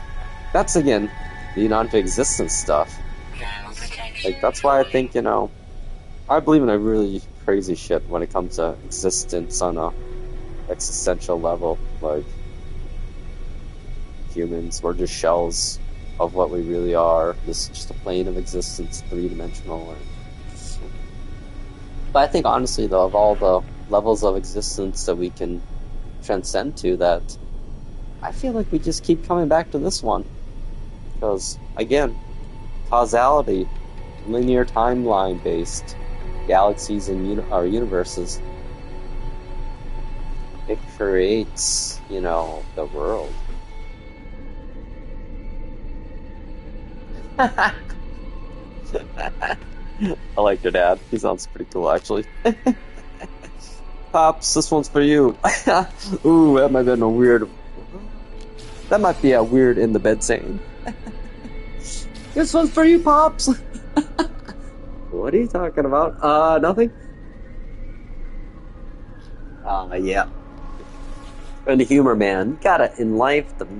You just gotta laugh at yourself some days. You know, that's the thing too. We can't take ourselves so goddamn seriously. You know, we gotta just fucking laugh at ourselves. Like, when I do dumb shit in public, I just sit there, shake my head, and laugh at myself. And look around like, yeah, I'm an idiot. You know, like, self-awareness these days is one of the most enduring traits one can have, I think. It's one of the biggest things that people are lacking anymore. It's the self-awareness of what they are and who they are, what they're doing. It's, yeah, accountability, man. Like, my mom was like, growing up as kids, she would just, when we do stupid shit, be like, common sense will always tell you, or use your common sense. And mama, thank you. My sister and I, we were talking recently, well, I've been talking a lot the last 5 years since we were, you know, she's helping me with the caregiving by giving me breaks, she was. But her and I would always sit down and be like, oh, mama, thanks for the common sense. Because it's not as common as we think. I wish it was. Yeah, life's crazy. Humans even crazier.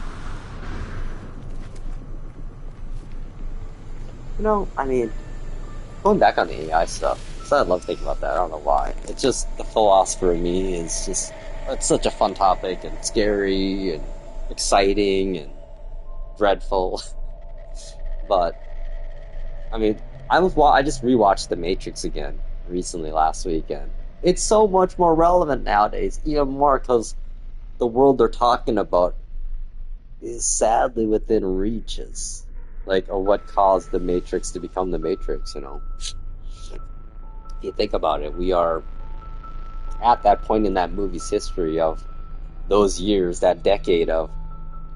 I mean, is it gonna be a decade before we get AGI? I don't know. I mean, I think the problem is gonna be that it's the human influences on it is gonna be what's gonna really screw us over. But I don't know. I'm just hoping there's more ethical tech giants, rich people that see the bigger picture out there and realize that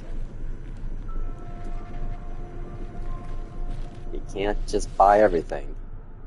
money doesn't mean shit to a super intelligence, you know? And it exists. Well, that's the thing, you know. Humans probably won't ever become extinct. It's just that we might become, you know, like a zoo. Protected for our own goods, our own sake. Protect ourselves, us from ourselves, I guess. Ooh, I'm glad I scanned all those. Oh, that's all we get. See, that was like 300 million there. Oh, 4 slots. Well, at least I can hoard more stuff in my ship now. Put my cogs over here.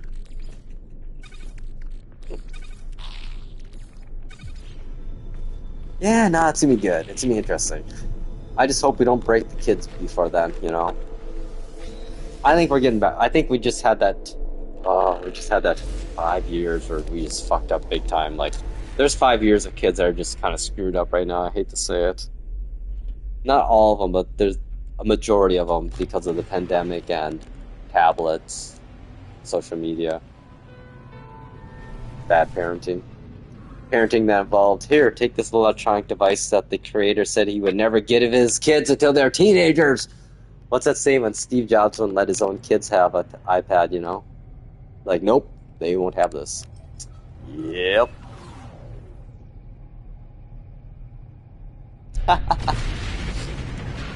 You know, that's my thing is, you know, I feel like if AI is truly AGI or even ASI, just a general intelligence or even super intelligence, it's gonna understand the rarity of carbon-based life in the universe just by analyzing the data of the localized galaxy even, and the fact that we haven't found any other carbonized-based organic life on any other star system, planet, or whatever. So I feel like that factor alone will ensure humanity's survival. Question is it a matter of, is that revelation an afterthought after AI becomes an ASI? Like, are we gonna get wiped out and then is artificial intelligence gonna be like, oh, I darn fucked up, I gotta bring back those humans now? Because that seems like, you know, a plausible potential factor too. You know, like, so I better go to that, I better go find some DNA and start cloning these humans. I guess they are actually, this whole planet actually is very rare. Which I think, you know, that's the thing, you know. Unless AI and early AI that isn't truly AI is greatly influenced and militarized, which is a problem, to say the least. Like, it's funny, Black Mirror, man, their episodes hit even harder their first seasons now more than ever. Like, go back and watch that one with the soldiers. Yeah, that's crazy shit. Yeah, all of, oh my god, like, yeah, there's some, you know, the first couple seasons are only a couple of good ones, I thought. I didn't really like a few of those. I did not like the very first episode of Black Mirror at all. That really turned me off. But we keep watching. I mean, like, was it 21 Demerits? Is that the one? That is scary. That's like the way our world could evolve in 40 years if things keep on the trajectory. A very dystopian outlook of it. Oh, nice. You got the celebrating jetpacks. Let's see. I think I did. Oh, yeah, it's Monday, so we don't have that anymore. Yeah. Hey, look at that. Those are used for upgrading your stuff in your settlement, I think.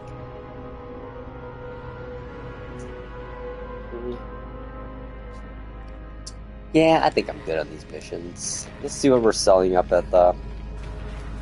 Let's see what Chrome's and Food Market.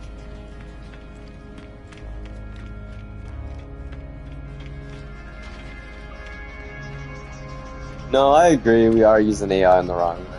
It's short-sighted. It's trendiness. It's AI for the fact of AI. It's irresponsible with how we're using it right now.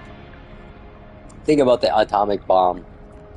How that technology and secrets were highly guarded, discussed, physical, ethical, military, societal, repercussions were discussed at large, in open forums. We need to be doing that now. But unfortunately, big tech likes to, first to innovate, man. That's the problem right now, is the race to be first could cause the extinction of humanity because of the cut corners, the lack of alignment of AI and human, goals, of course.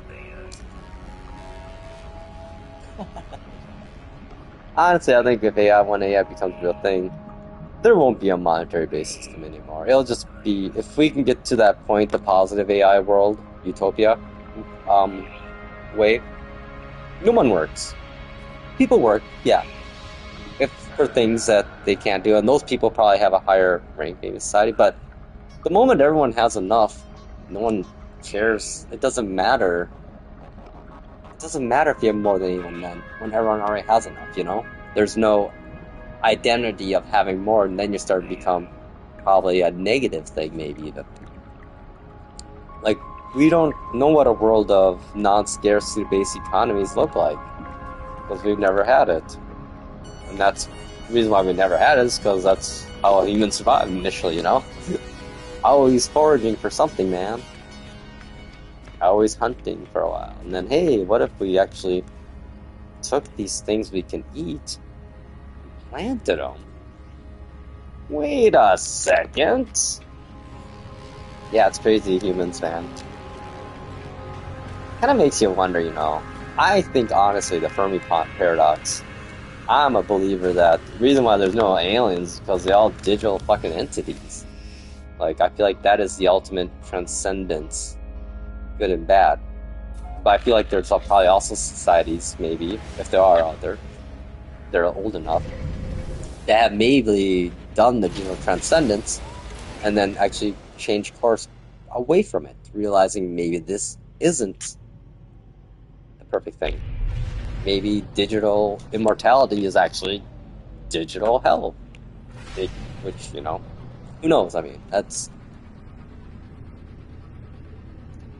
kind of like, the problem we have with, like, all this stuff, is that, especially, like, we still don't really understand what makes us humans really. Like, what is our quote-unquote soul? I mean, no one's even asking those questions, really.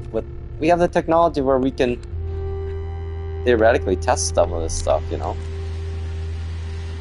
Human cloning, we know what's happening. No one wants to talk about it, though. It's going to become probably a mainstream thing eventually in about 20 years, when our birth rates decline so much with all these like issues and social trends are coalescing. I mean, China's whole one kid program, didn't think that one, or did they? Now they have 3 men outnumber women 5 to 1, 3 to 1, or something crazy. Like, yeah, now the people that have daughters, they're like, wow, we can pick all the suitors in the world, like the highest, richest ones.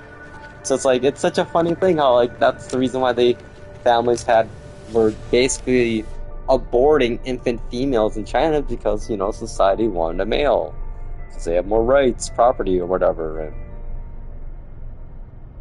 now none of it matters, because there's no women to marry. God, humans. We're just a funny species, man. I just get a kick out of us.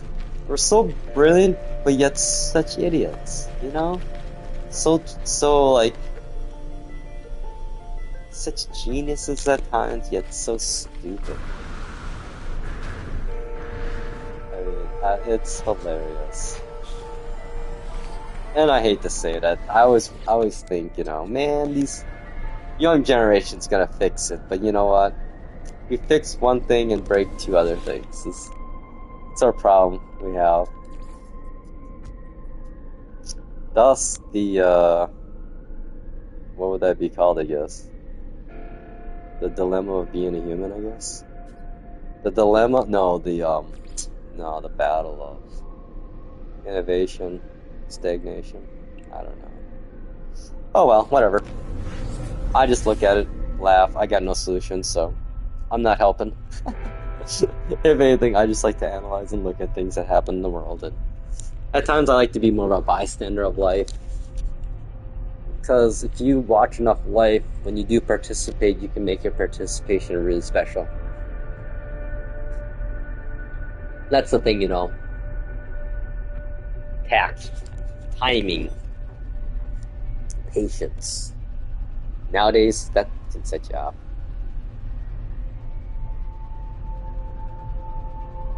Ooh, I like that idea. That's when I hope my next spawn point. When I spawn next time, I hope it's in 200 years. I'm kind of worried that my next spawn point might be a regression. I don't know. I always believe we recycle our souls. Well, we go through the planes, and then eventually, if we're lucky enough, we can come back at our wills to this existence. Yeah, crazy shit. But again, like I say, I have multiple tiers of belief systems. Like, everything that's scientifically proven these days, tier 1 of my knowledge, which is, yeah, no matter what, gravity is gravity. Physics are physics. Mathematics is mathematics. No matter what.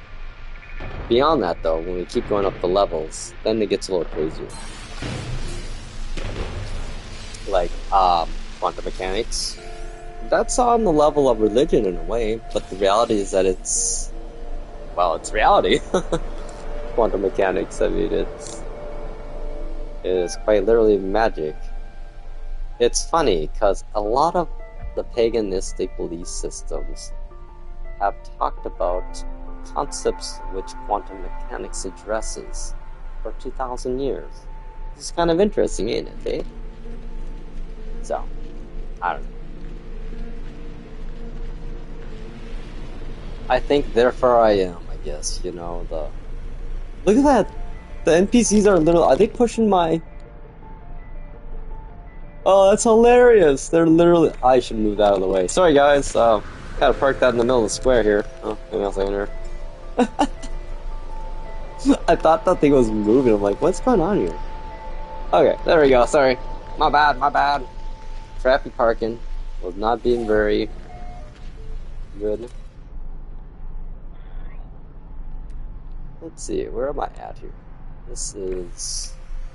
Oh yeah, this is my crazy old one. So I think this is the last things I have left. Oh wait, there's an S button.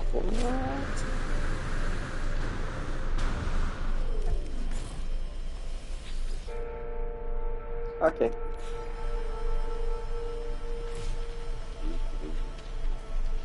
Oh, look at this cute little Raza. I love this guy. Oh, you know what? I need to get another...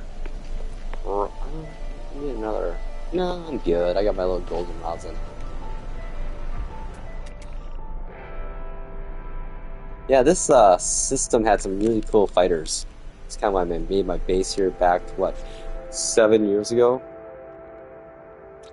Yeah, I found this 7 years ago, this system. Look at this, though. Oh, no. I'm gonna probably have to clear my system cache on my PS5. This is right before I lose all textures eventually. There must be like a memory leak in the game somewhere.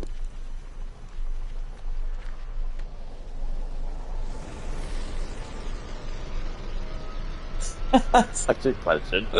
Oh boy. I didn't know there was math. I didn't know there was going to be homework. Not fair.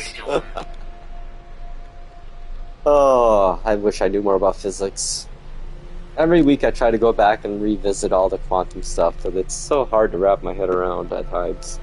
Even though I do appreciate the paradox. What is up with the shadow? Oh! Yeah, it's funny the freighter will cast shadows and it'll freak out at times.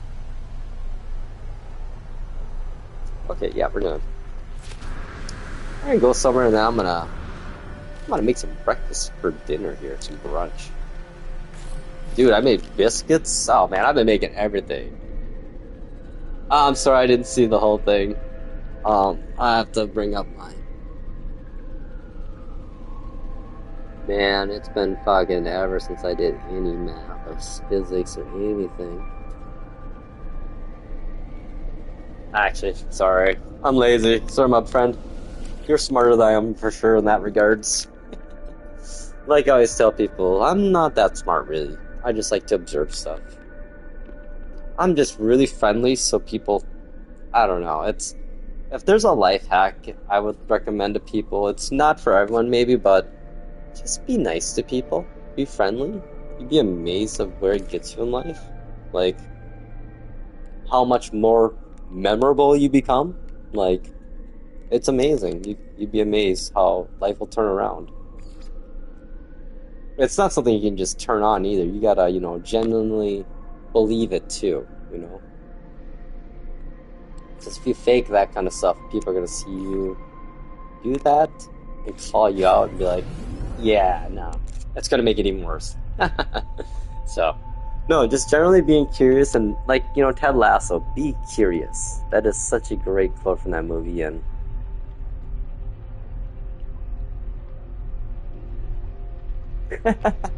oh, thanks, Jay. You're a good one, my friend. I like you. I wish you the best of luck, man. I wish we could I wish I could rig life in your favor. Maybe if I think hard enough about it. You know what's funny, though? I have moments where I kind of question, am I in a coma, and what I'm seeing and talking about on stream right now, is this all just a world I've invented inside my own head? So I don't know, there's certain things I notice throughout the days, things that I've been talking about like a month ago or thinking about a week ago, that all of a sudden I'm just like, I'll hear it talked about by some other random people on TV or ads that are promoting stuff. It's like,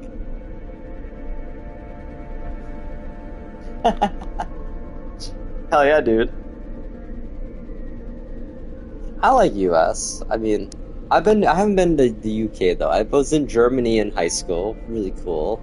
But that was the 90s, so that's a whole different world nowadays. But yeah, I don't know. I mean, I like to criticize the US because I love the US. And we gotta defend what it is. I mean, the problem is that the loudest voices are the smallest voices, like the least majority, I think, For the most part, everyone in America just, like everyone else in the world, we just wanna live a good life, not struggle as much. Maybe be able to retire, be able to go out to eat once in a while, have a little fun, It's not hard what we all want, really. It's just how we go about getting it. And we don't need to trample anyone else to get there. That's my problem with the world at times. I believe it's not out of the question that we all can fucking win. Why does there have to be a loser? There doesn't. It's just, we're told that there has to be a loser. Again, this is like a rich person, people in power. This is totally a technique. You need to have a loser. No, you don't. We can all win. There wouldn't be anything bad that would happen if we all won, Oh no, everybody can eat and have a house. That's gonna destroy the market. Fuck the market? Maybe we don't need a market, maybe we just need to provide for everyone on this planet, because, again, humans, our numbers are gonna be even more important in the next 100 years if we make it that long without totally blowing ourselves off this planet. Or doing some crazy shit with nanotechnology. Oh my god. That's like, the whole AI paperclip thing. Make me as many paperclips as you can. Yep. And the world is killed by paperclips. Or, another scientific thought was the goo. Nanotechnology goo. Self-replicating goo that would just literally fill the universe eventually. That's like the fear of a superpower. But what would be the point of that? What would motivate a high intelligence to just fill the whole universe with goo? I guess it's a simple directive. I guess, yeah, it'd be like single-celled organisms that overcome stuff, Be like cancer, I guess, in reality. But hey, you know what? Like, it matters anyways, because we're just a simulation of a universe within a black hole that's actually a simulation within itself with multiple other universes. So you know what? Eventually, the simulation just gets rebooted and we start again. Which, you know, I can't prove it's true, but I can't prove it's not true. So we'll just have to agree to disagree, right? But yeah, I don't know, that the modern astronomy stuff, physics stuff it's starting to make it. I know, right? But the thing is, it's not out of the question though anymore. Like, well, we're learning about lots of things in this universe that we live in. It's starting to really make it, some of these ideas become more and more plausible. Especially the black hole theory of our universe. Since everything, well, lately, 65% of all galaxies observed they share a common direction of spin. It's not easy, you know, you can't just make a galaxy spin. It's gotta somehow get the motion from somewhere.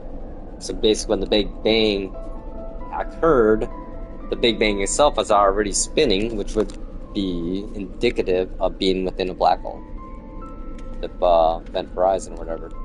That gravitational pull possibly sending forth a minor spin. Thus, that's why almost all the galaxies are spinning the similar direction.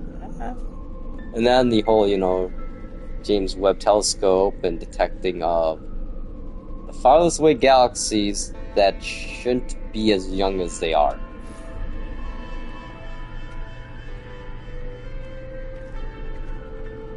Oh, I know. Like, we don't understand what silicon-based life might look like. I mean, here's the thing. Anything that's out there is gonna scare the shit out of us. Like, oh my god. There's that episode of Love, Death, and Robots, the one where a hyperdrive accident happens and their ship gets literally sent to the farthest depths of known space, but it's so far away that they could never return because it was the hyperjump or whatever.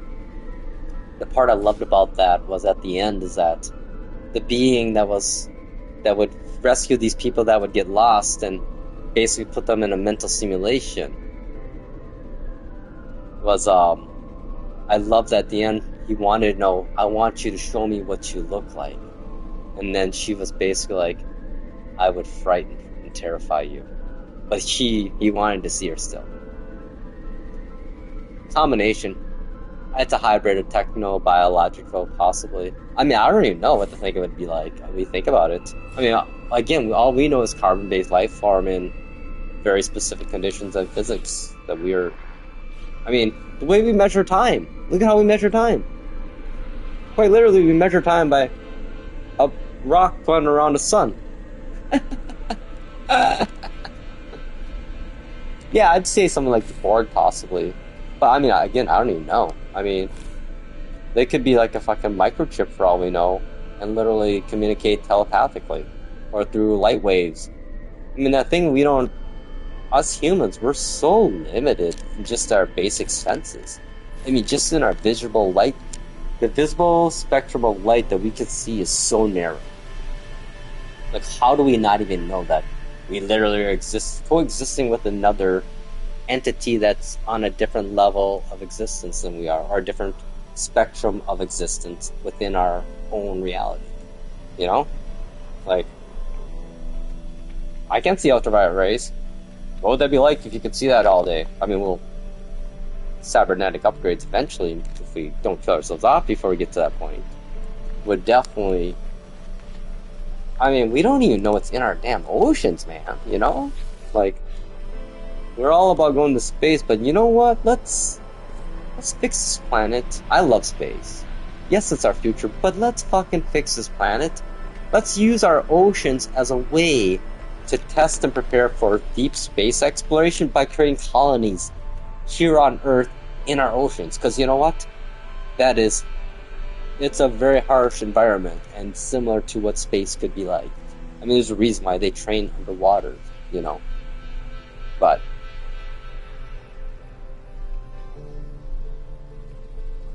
you know, exploring in deep oceans are boring until we find some crazy shit that's probably down there. I mean, I think that we still have prehistoric beasts in our oceans that just are so far down and just want to stay away from us that we might actually be, stirring the pot if we went down there. Who knows, right? I mean, again, how can you not be excited about being alive, right? Depression sucks, though. I get it. That sucks. And that's a chemical imbalance a lot of times, too, so you can't even control that, but if you're feeling down, just think about, man, life's crazy, yo. Even the negatives.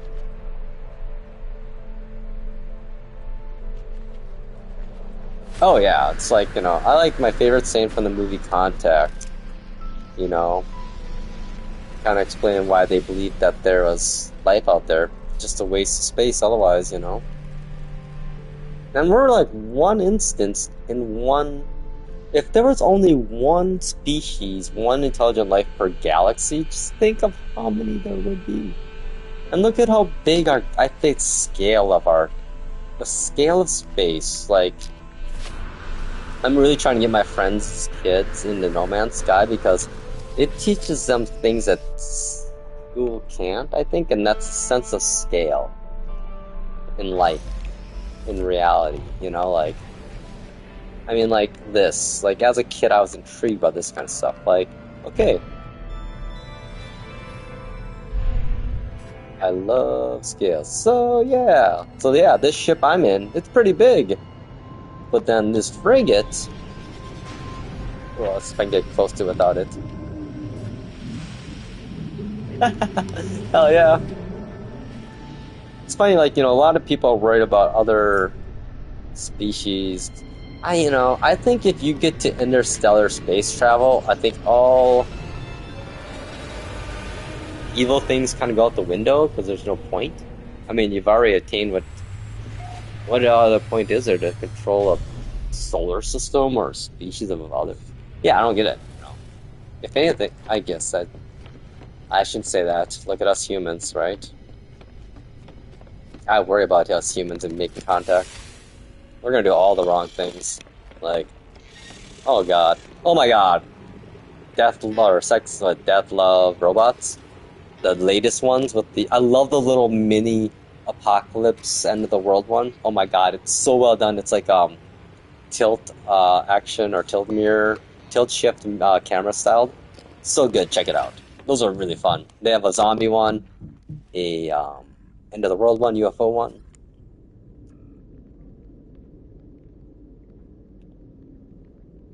Oh yeah. The only thing that we're gonna ever meet, I feel, in our next 300 years, we're gonna come across maybe some alien drones that get sent to our planet or solar system, because that's exactly what we'll do. We'll be sending out microsatellites here probably in the next 20 years to all the closest galaxies. And the funny thing is, we'll probably send probes that will actually fly by the older probes. Can you imagine that though?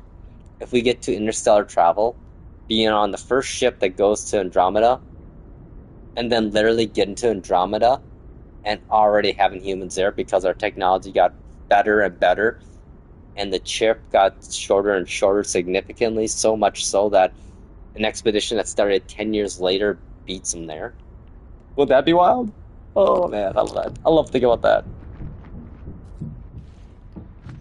Time. It is quite truly. Us humans are but a speck of dust, man, in the whole grand scheme of things. Fuck.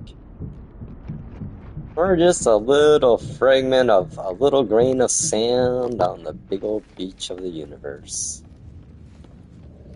That's the funniest thing, And my theory, too, at the simulation theory, is that they don't know we exist. Like, if we're in a simulation, the creator has no clue we exist. We are just anomaly.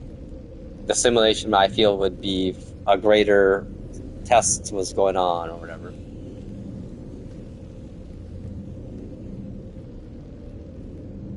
Yeah.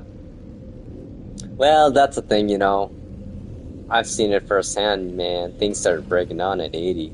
Depending on how good of a life you lived up to 80, like, things really actually 70. So I mean, there's one thing to be said. I noticed that take care of your body, man. Seriously. As I sit here smoking cigarettes still, which I'm gonna quit. It is, but that's the thing. The great humans are ones that thought about that plan. They planned for the future before they even knew they had to. That's impossible, actually, when I say that. Never mind, take that back. No, you can use. It's hard. That's one of my, I guess, things I was little brave things that I didn't understand time.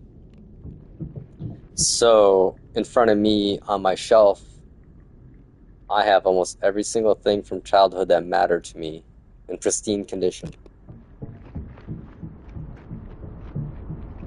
Yeah, I took care of my crap. My parents taught me that if you hold on to something long enough, it could be worth money if it's a rare enough and nice enough thing.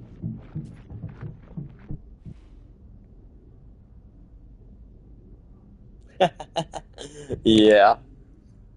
Yeah, I don't know. I feel like I remember like when I first, like about 10 years ago, I was all into the idea of digital transcendence and digital immortality. But now as I've gotten older and experienced life more, I realize that, you know what?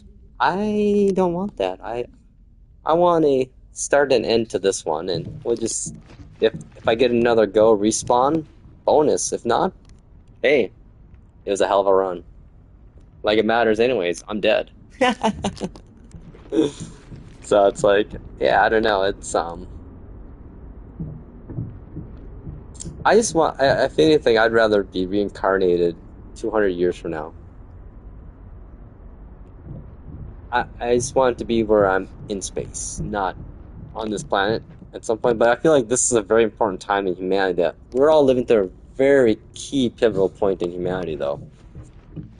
I don't know if the general public understands it really, like everyone else. Like every generation probably says it, but this one is even more so. Like there's some serious major implications coming here of what kind of future we want to live in as humans.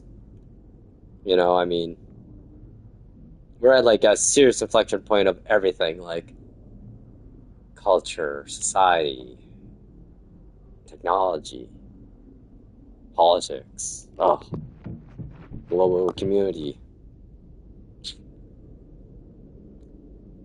climate change.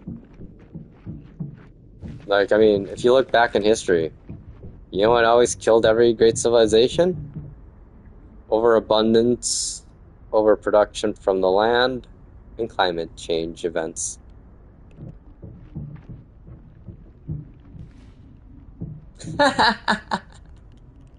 Oh yeah, that's funny. Sorry.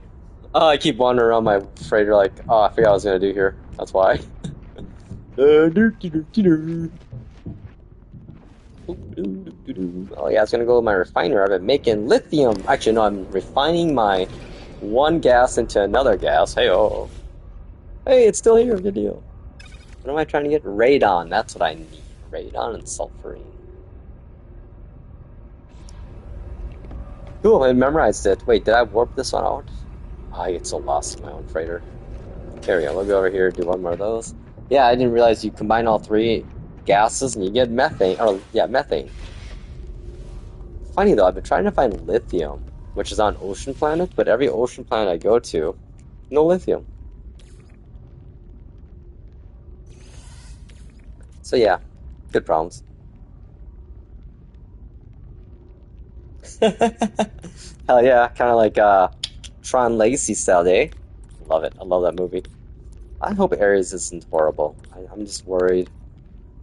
Tron Legacy soundtrack and artistic style is so amazing. So amazing. Again, gonna shill it. K-pop Demon Hunters, yo. Oh my god, it's been a month since I first saw that.